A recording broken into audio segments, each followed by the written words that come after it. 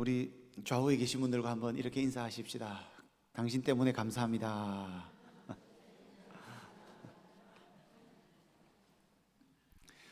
몇 년 전에 아프리카 부룬디라는 나라에 청년들과 단기 선교를 간 적이 있습니다.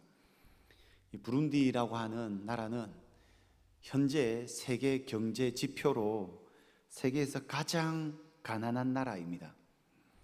북한 경제 수준의 4분의 1 정도 된다고 하니까 그 가난의 처참함이 그 땅을 밟아보지 않고는 상상이 안 될 정도로 매우 심각한 수준이었습니다. 저도 여러 선교지에 가난한 나라들을 많이 방문해 보았지만 그 아프리카 부룬디라는 나라는 굉장히 저에게 충격과 특별하게 와닿았습니다.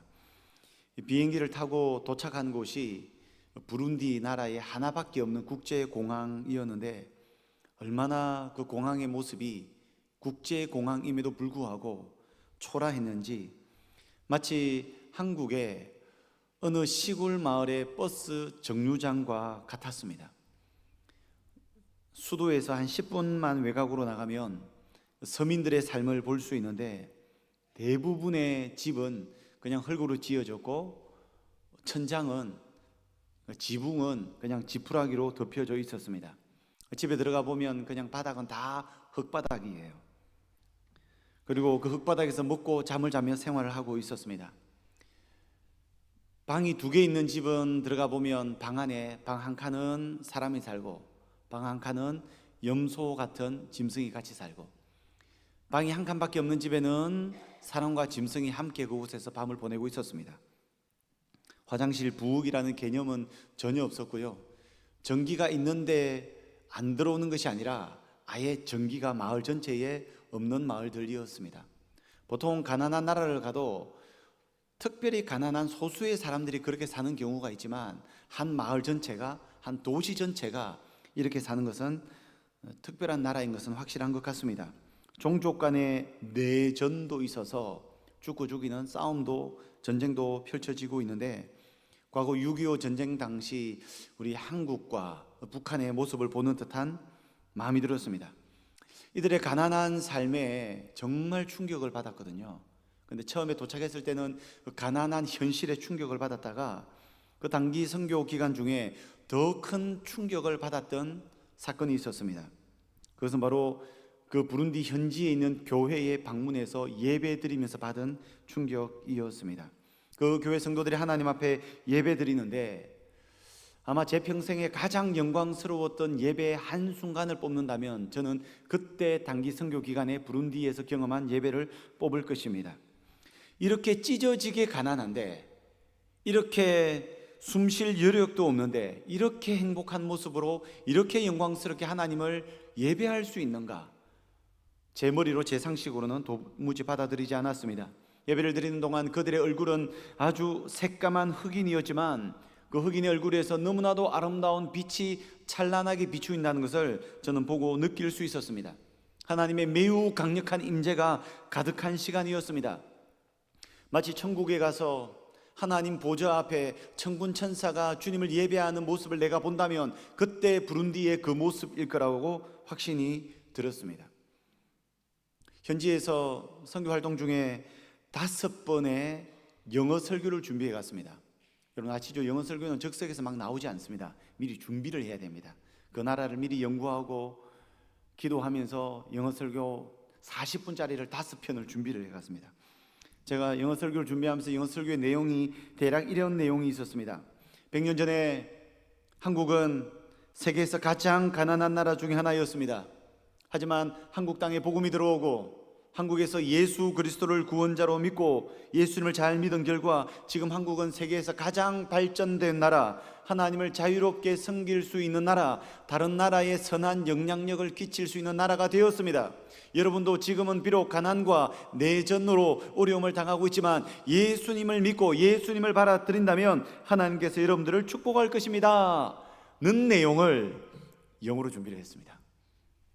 근데 그 준비한 영어 설교를 그 예배 현장에 참석하고 설교 전 예배 전 찬양을 한 30-40분 하는데 도저히 그 설교를 못 하겠는 거예요. 제가 왜 그 설교를 못할까요? 제 마음속에 제가 조금 더 우월하다는 생각이 있었던 것 같아요. 내가 좀 더 잘 산다는 생각이 있었던 것 같아요. 내가 당신들보다 영적으로 좀 낫다는 생각이 있었던 것 같아요. 그런데 그 예배의 현장에 참석해서 그들이 하나님을 영광스럽게 예배하는 그들의 얼굴과 그들의 마음과 현장에 임재한 강력한 성령의 임재를 느끼는 순간 이 설교를 할 수가 없는 거예요. 결코 제가 그들보다 더 행복하다고 말할 수가 없어요. 결코 제가 그들보다 나은 삶을 살고 있다고 말할 수가 없어요. 그들이야말로 정말 성경에서 말하고 있는 하늘의 신령한 복을 누리고 있는 것 같았습니다. 그런데 제가 어떻게 감히 물리적으로 잘 사는 우리나라 이야기를 그들에게 도전할 수 있겠습니까? 그들이 복인가 내가 복인가 혼돈이 오면서 할 수가 없었습니다. 그럼 어떻게 해야 됩니까? 영어 설교를. 참 하나님은 놀라우세요. 정말 형편없이 떠듬떠듬거리면서 몇몇 단어를 쏟아내면서 겨우 설교를 했는데 그들은 찰떡같이 또 은혜를 받더라고요. 그래서 참 좋은 설교자는 역시 설교자에게 달려있는 것이 아니라 청중에게 달려있구나라는 생각이 들었습니다.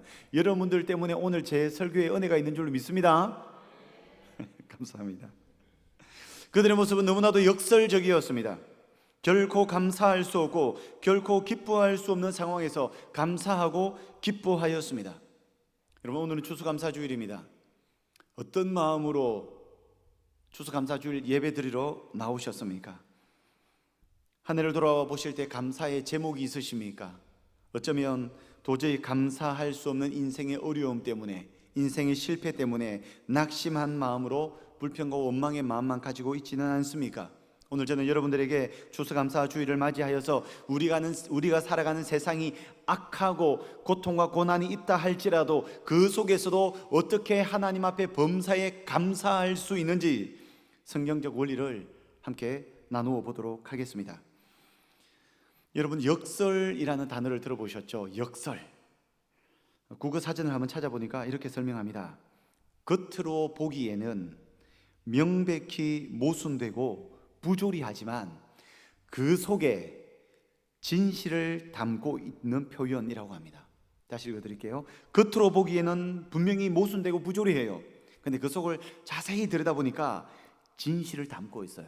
예를 들면 이런 겁니다. 북극곰의 소리 없는 아우성. 여러분, 아우성이라는 단어가 무엇인 줄 아십니까? 아우성은 기세를 올려서 악을 쓰며 부르짖는 소리입니다. 그러니까 누가 아우성 치는 소리를 들으면 굉장히 시끄럽고 듣기가 불편한 큰 소리예요. 근데 이 아우성을 소리 없는 아우성이라고 합니다. 소리가 없는 것과 아우성은 안 맞는 거예요. 모순되는 거예요. 근데 북극곰이 소리 없는 아우성을 친다고 합니다. 왜 그렇습니까? 북극곰이 자연이 파괴되어 가고 있는 북극의 환경에 대해서 물리적으로 소리를 내지는 못하지만 북극곰이 소리 없는 아우성을 치며 우리에게 메시지를 전달한다는 측면에서 이 문장은 맞는 문장입니다. 역설적인 문장이죠. 이런 역설이 오늘 본문에도 나옵니다. 15절에서 21절이 오늘 본문인데 이 본문은 한 문단입니다. 이 문단 속에 역설이 나오는데 16절을 보시겠습니까? 이런 내용이 있습니다. 세월을 아끼라 때가 악하니라. 여기서 때는 날들입니다. 영어로 days, 날들, 여러 날들입니다.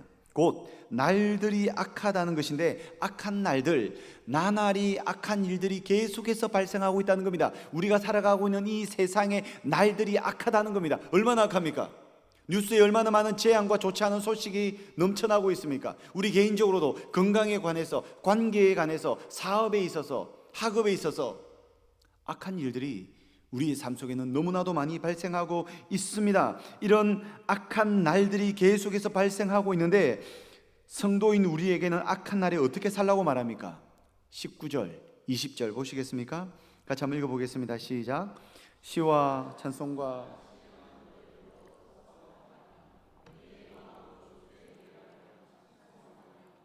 범사에 우리 주 예수 그리스도의 이름으로 항상 아버지 하나님께 감사하며. 한 문단 안에서 사도 바울의 논리가 서로 충돌하고 모순되고 부조리한 것 같아요. 날들이 악한데 악한 날에서 재앙을 당하고 살아가는 사람의 입술을 통해서 나오는 것은 당연히 불평이요, 불만이요, 낙심된 마음이어야 하는데, 사도 바울은 악한 날의 중심에 살아가는 성도들은 감사하라고 이야기합니다. 찬양하라고 이야기합니다. 근데 감사도 그냥 감사하라는 것이 아니라 범사에 감사하라고 합니다. 여러분, 범사라는 단어는 표현할 때에 범사라고 하면 안 됩니다. 범사에 감사하라고 합니다. 범사가 무엇입니까? 영어로는 everything, 모든 것입니다. 모든 상황, 모든 순간, 모든 일, 모든 사람에게, 모든 환경 속에서 무슨 일을 당한다 할지라도 하나님 앞에 찬양하고 감사하라고 한답니다. 몇 번이요? 추수감사 주일날 교회에 왔으면 하는 것이 아니라 범사의 감사를 항상 하라고 합니다. 언제요? 날들이 악할 때에도, 고난과 고통이 우리의 마음을 꺾어버리고 우리를 낙심되게 하는 그 순간에도, 나를 괴롭히는 가시가 나를 찔러대는 그 순간에도, 고통이 일상화되었을 때도 감사하라고 합니다. 여러분, 일상화된 고통, 범사의 감사, 서로 모순되고 어울리지 않는 것 같습니다. 어떻게 일상화된 고통의 중심에서 낙심과 원망과 불평으로 나아가지 않고 범사에 항상 감사로 나아갈 수 있을까요? 제가 본 아프리카 부룬디 사람들은 이런 역설적인 예배와 감사를 드리고 있었습니다. 그래서 너무 놀랐던 것입니다. 영적으로 좀 더 선진국에 사는 내가, 목사로 기름 부음 받은 내가 좀 더 못 사는 나라에 현지인들에게 가서 좀 더 나은 우월한 마음을 가지고 그들에게 무엇인가를 전해주겠다는 큰 착각과 교만을 가지고 그 자리에 가서 그 마음이 무너지고 만 것입니다. 이것이 여러분 감사의 역설이지 않겠습니까? 오늘 이 자리에 나와 추수감사주일 예배드리는 여러분들에게도 어쩌면 일상화된 고통으로 감사할 수 없는 마음으로 이 자리에 계실지 모르겠어요. 하지만 하나님께서 주시는 은혜로 범사의 감사의 기쁨을 누리시기를 예수님의 이름으로 축복합니다. 감사하면 저는 제일 먼저 떠오르는 분이 있습니다. 손양원 목사님께서 두 아들을 좌익 폭도에게 살해를 당하고 난 이후에 맞이한 첫 번째 주일날 성도들 앞에 이제 예수겠다, 이제 복음 못 전하겠다, 이렇게 말씀하신 것이 아니라 감사의 기도를 올려드립니다. 이 감사의 기도가 9가지가 있는데 제가 화면에 띄워서 여러분들이 한번 소개해 드리도록 하겠습니다. 한번 화면에 띄워 주시죠. 이게 두 명의 아들이 살해당하고 맞이한 주일날 교회 앞에 올려드린 감사입니다. 첫 번째, 나 같은 죄인의 혈통에서 순교의 자식을 나게 하시니 감사합니다. 허다한 많은 성도 중에서 이런 보배를 나에게 주셨으니 감사합니다. 삼남 삼녀 중에서 가장 귀여운 맏아들과 둘째 아들을 순교자로 바치게 하시니 감사합니다. 한 아들의 순교도 귀하거늘 하물며 두 아들이 함께 순교했으니 더욱 감사합니다. 예수 믿고서 와석 종신해도 복이라 했는데 전도하다 총살 순교 당했으니 더욱 감사합니다. 미국 가려고 준비하던 아들이 미국보다 더 좋은 천국 갔으니 내 마음이 안심되어 더욱 감사합니다. 내 아들을 죽인 원수를 회개시켜 아들을 삼고자 하는 사랑의 마음을 주신 하나님께 감사합니다. 내 아들의 순교의 열매로서 무수한 천국의 열매가 생길 것을 믿으면서 감사합니다. 역경 속에서도 하나님의 사랑을 깨닫게 하시고 이길 수 있는 믿음을 주신 하나님께 감사합니다. 이게 여러분 상상할 수 있는 감사입니까? 이 감사가 우리 입 밖으로 고백할 수 있는 감사입니까? 근데 어떻게 손양원 목사님은 이런 감사를 고백할 수 있었을까요? 그분이 특별해서, 그분이 뛰어나서 이런 감사를 드린 것이 아닙니다. 이 감사를 올려드린 비결이 있습니다. 그 비결은 조금 이따 설명을 드리도록 하겠습니다. 여러분, 오늘 이 본문을 기록하고 있는 사도 바울을 보십시오. 에베소서는 사도 바울이 기록했거든요. 사도 바울이 시와 찬송과 신령한 노래를 부르면서 감사하라고 에베소 교회 교인들에게 이 글을 썼는데, 정작 바울은 신령한 노래와 찬양 찬송을 부르고 범사에 감사하라고 말하는 바울은 지금 어떤 상황이 있습니까? 에베소서는 옥중서신이라고 하죠. 그러니까 바울이 복음을 전하다가 감옥에 갇혔을 때에 기록한 글이 에베소서입니다. 그러니까 바울은 왕궁이 아니라 영광스러운 하나님의 임재가 있는 성전이 아니라 감옥의 차가운 마룻바닥에서 편지에 글을 쓰면서 하나님께 신령한 노래와 찬송, 찬미, 찬가를 올려드리며 범사의 주님 앞에 감사하라고 이야기한 것입니다. 사도 바울이 이렇게 차가운 감옥에 앉아서도 감사하라고 고면할 수 있던 이유가 무엇일까요? 손양호 목사님이 2명의 자식이 총살당하고 난 이후에 이렇게 감사할 수 있는 이유가 무엇일까요?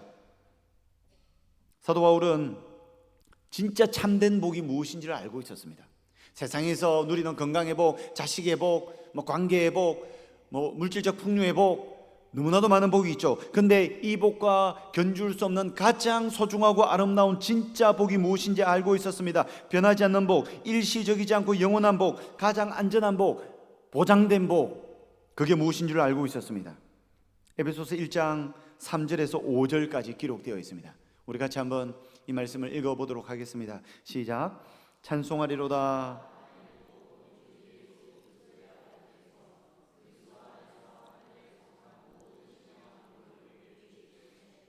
곧 창세전에 그리스도 안에서 우리를 택하사 우리로 사랑 안에서 그 앞에 거룩하고 흠이 없게 하시려고 그 기쁘신 뜻대로 우리를 예정하사 예수 그리스도로 말미암아 자기의 아들들이 되게 하셨으니. 사도 바울은 땅에 2발을 딛고 살아가지만 늘 하늘을 바라보는 자입니다. 성도는 그런 삶을 사는 사람들입니다. 우리는 이 땅에 2발을 딛고 살아가면서 이 땅에서 발생하는 우리 주변의 환경들이 너무나도 소중하지만 궁극적으로 우리는 저 하늘을 바라보며 영원한 하나님 나라를 소망하는 자들입니다. 그 하늘을 바라볼 때 하늘의 신령한 복을 너무나도 풍성하게 누리고 있는 거예요. 창세전에 하나님의 아들과 딸로 선택을 받았습니다. 존귀한 하나님의 백성으로 아무 이유 없이 하나님의 주권적인 은혜로 선택을 받았습니다. 그렇기 때문에 우리의 삶에 일상화된 날들의 고통이 우리의 삶에 넘쳐도 범사에 감사할 수 있는 거예요. 왜요? 우리에게는 영원한 집이 있거든요. 영원한 아버지가 있거든요. 영원한 기쁨과 행복이 영원토록 펼쳐질 하늘의 신령한 복이 있거든요. 그러기에 어떤 상황 속에서도 범사에 감사할 수 있다는 것입니다. 오늘 본문에는 역설까지는 아니지만 역설의 준하는 살펴볼 만한 본문이 한 가지가 더 있습니다. 우리 15절 말씀 같이 한번 읽어보겠습니다. 시작. 그런즉 너희가 어떻게 행할지를 자세히 주의하여 지혜 없는 자같이 하지 말고 오직 지혜 있는 자같이 하여. 17절도 있습니다. 시작. 그러므로 어리석은 자가 되지 말고 오직 주의 뜻이 무엇인가 이해하라. 이 핵심은 날들이 악한 이때에, 이런 재앙이 있고 고통이 난무하는 이때에 지혜 있는 자같이 하고 어리석은 자처럼 하지 말라고 합니다. 이 본문에서는 지혜 있는 자같이 하는 사람의 삶의 열매가 시와 찬미와 신령한 노래에다가 범사의 감사입니다. 그러니까 지혜 있는 자가 되어야 감사를 할 수가 있습니다. 그러면 지혜 있는 자는 어떻게 되느냐? 이 15절과 17절에 눈에 띄는 단어가 있는데 15절에 자세히 주의하라는 말씀이 있습니다. 17절에서는 이해하라는 말씀이 있습니다. 그러니까 생각해보고 따져보고 기억하고 이해하라는 것입니다. 그러니까 지성을 활용해서 이해해보라는 겁니다. 분석해보라는 겁니다. 따져보라는 것입니다. 머리로 분석하고 집중하고 이해할 때 우리에게는 차가운 지성이 필요하죠. 그런데 이 냉철하고 날카롭게 분석하고 연구만 하는 것이 아니라 이 뜨겁게 하나님 앞에 서서 감사하라는 고백도 하고 있습니다. 우리 19절 말씀 같이 한 번만 더 읽어보겠습니다. 19절입니다. 시작. 시와 찬송과 신령한 노래들로 서로 화답하며 너희의 마음으로 주께 노래하며 찬송하며. 15절 17절은 냉철한 지성을 가지고 차갑게 이해하고 분석하고 따져보고 주의하고 이해하라는 내용이고요. 19절과 20절로 가면 뜨거운 가슴으로 하나님 앞에 폭발하듯이 감정을 주님 앞에 쏟아내라는 이야기입니다. 그러니까 차가운 지성과 뜨거운 가슴이 본문 안에 동시에 함께 있는 것입니다. 어쩌면 가장 어울리지 않는 것 같아요. 여러분, 세상에서 여기서 제일 먼 곳이 어딘 줄 아십니까?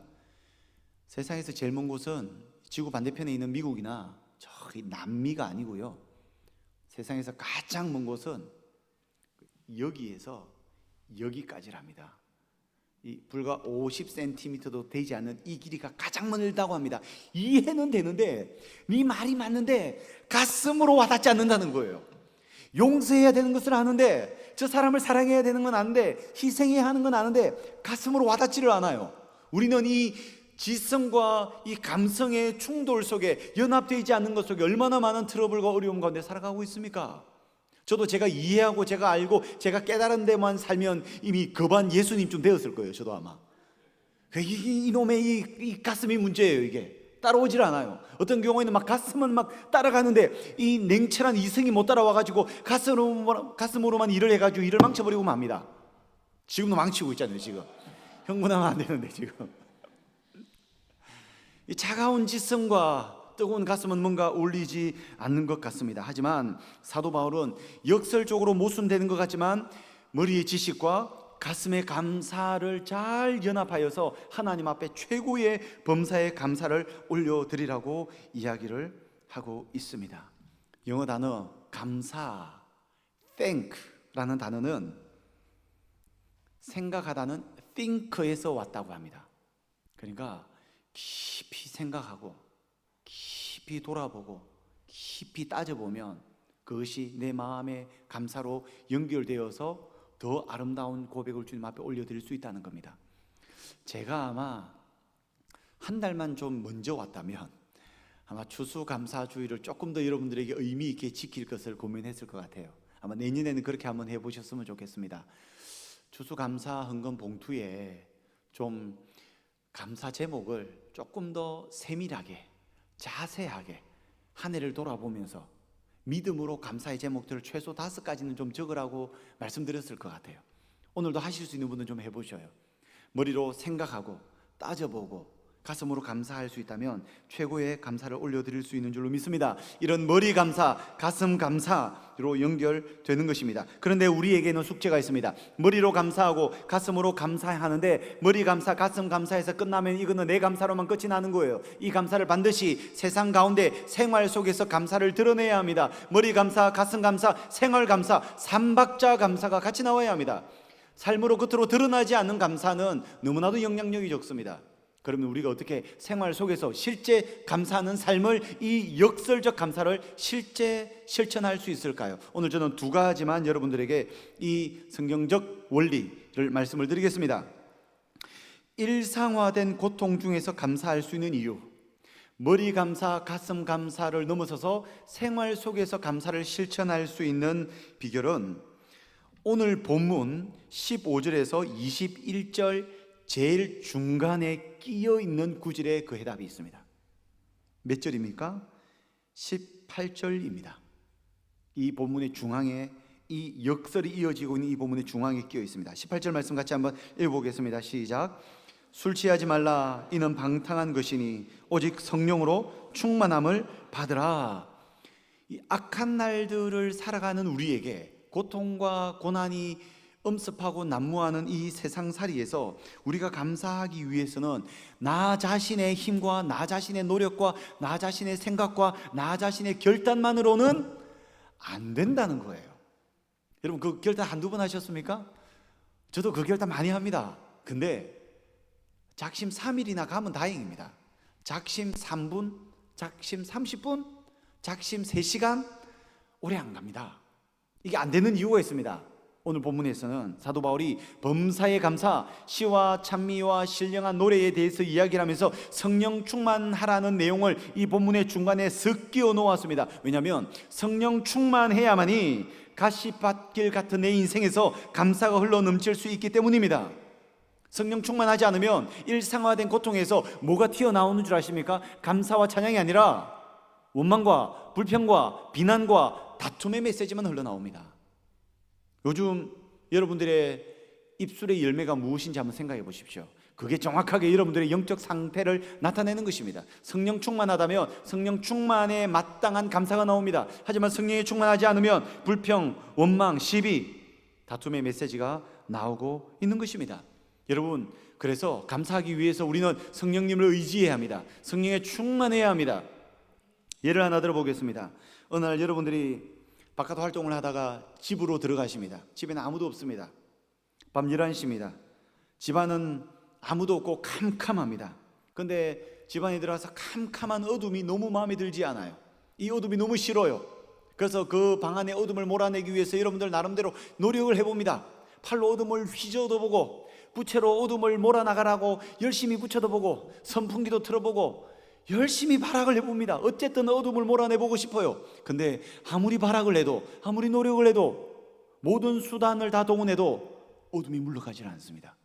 내 힘으로는 어둠을 물리칠 수가 없습니다. 그런데 저 벽 어딘가에 붙어있는 전기 스위치를 켜는 순간 그 어두웠던 어둠은 순식간에 사라져버립니다. 정말 순식간에 사라져버립니다. 단번에 없어져 버립니다. 무엇을 이야기합니까?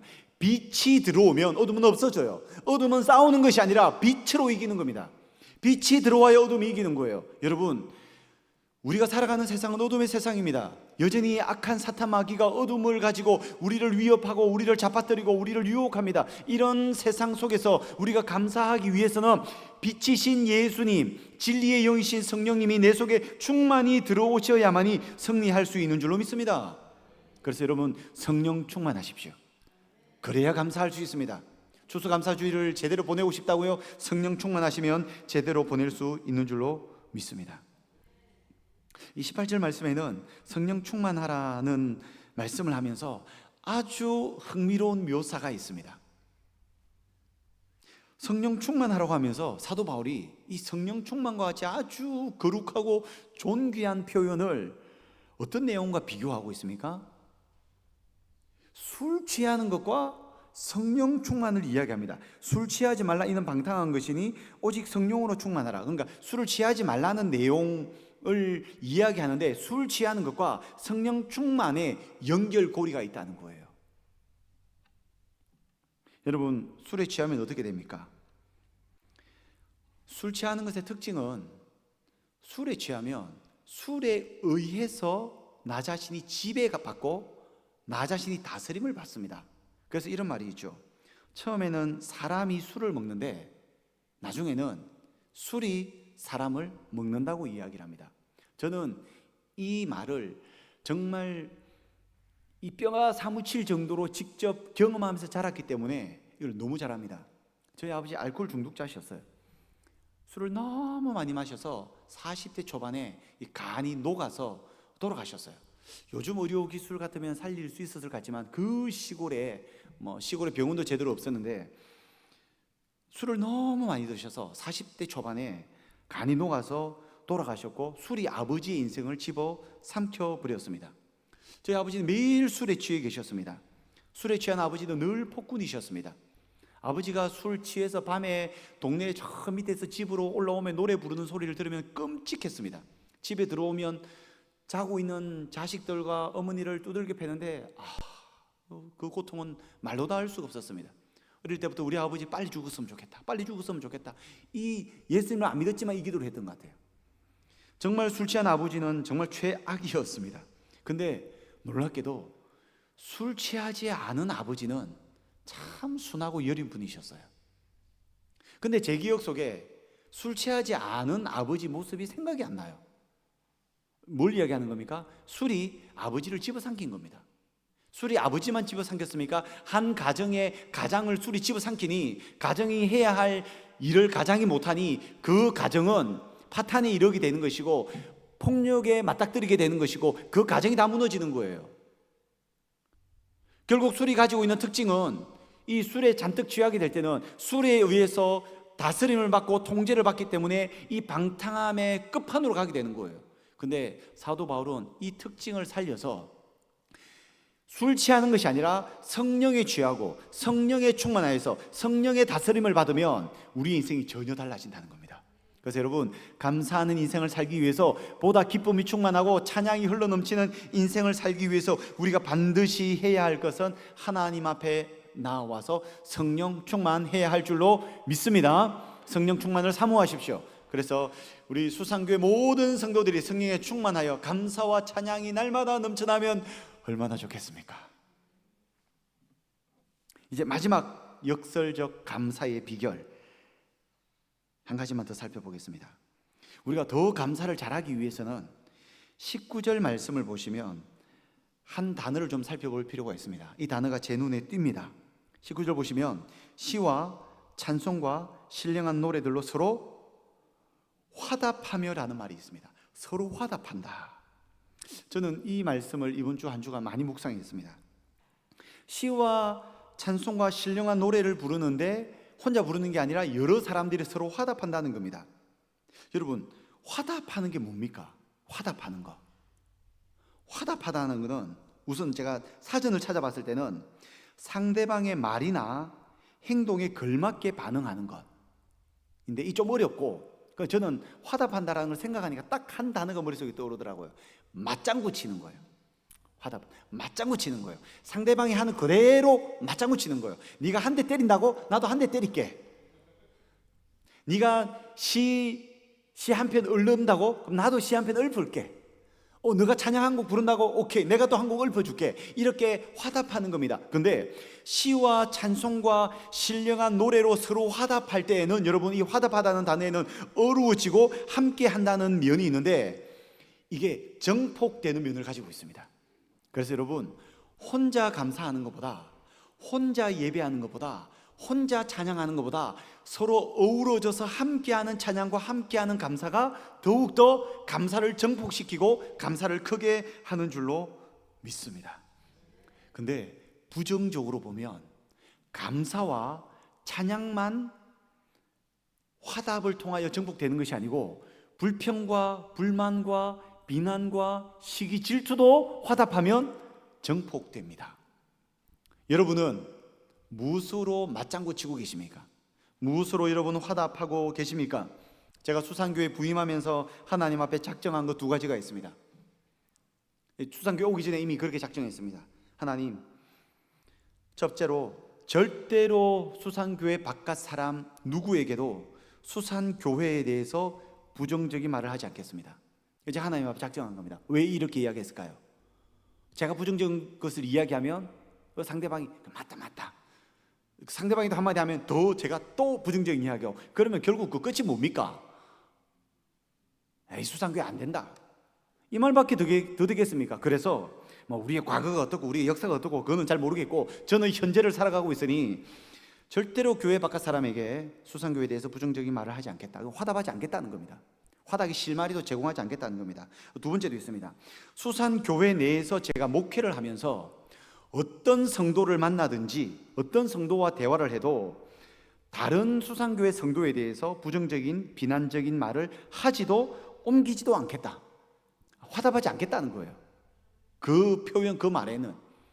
왜냐하면 제가 화답하면 그 화답이 정폭되어서 그때는 목사님이 내 마음을 좀 알아주네라고 해서 조금 마음이 좋을지 모르나 결국 그것은 여러분 좋은 열매를 절대로 맺지 못합니다. 우리는 무엇으로 맞장구 칠 것인가, 무엇으로 화답할 것인가 굉장히 지혜로워야 합니다. 오늘 본문에서 사도 바울은 서로 시와 찬송과 하늘의 신령한 노래들을 통해서 서로 화답하여서 이렇게 아름다운 노래 감사의 제목들을 나누다 보면 범사의 감사가 넘치고 항상 감사가 넘치는 삶을 살 수 있다고 고백하고 있습니다. 여러분, 감사로 화답하시기를 축복합니다. 우리 한번 옆 사람하고 인사하십시다. 당신 때문에 감사해요. 말씀 정리하겠습니다. 사도 바울은 오늘 본문에서 역설적인 감사를 말하였습니다. 때가 악하고 날들이 일상화된 고통인데 그 고통의 중심에서도 역설적으로 감사할 수 있는 비결을 두 가지로 말했습니다. 첫 번째는 내 힘이 아닌 성령 충만으로 감사하라. 두 번째는 나 혼자가 아니라 성도 간에 서로 감사로 화답하며 맞장구 치면서 감사를 정폭시키라. 오늘 추수감사 주일입니다. 어떤 환경에 있더라도 하나님 앞에 감사를 고백할 수 있기를 예수님의 이름으로 축복합니다. 거룩하신 하나님 아버지, 오늘 우리를 불러주시고 하나님 앞에 추수감사 주일에 일상화된 고통 중에서도 감사할 것에 대한 주님의 말씀을 들었습니다. 성령 충만함으로 서로 화답하는 가운데 감사가 넘쳐나는 우리의 인생 될 수 있도록 주여 역사하여 주시옵소서. 감사와 기쁨이 넘칠 때 우리 가운데 있는 일상화된 고통도 합력하여 선을 이루시는 하나님의 은혜로 해결되고 기도 응답받을 수 있도록 역사하여 주시옵소서. 예수님의 이름으로 기도하옵나이다. 아멘.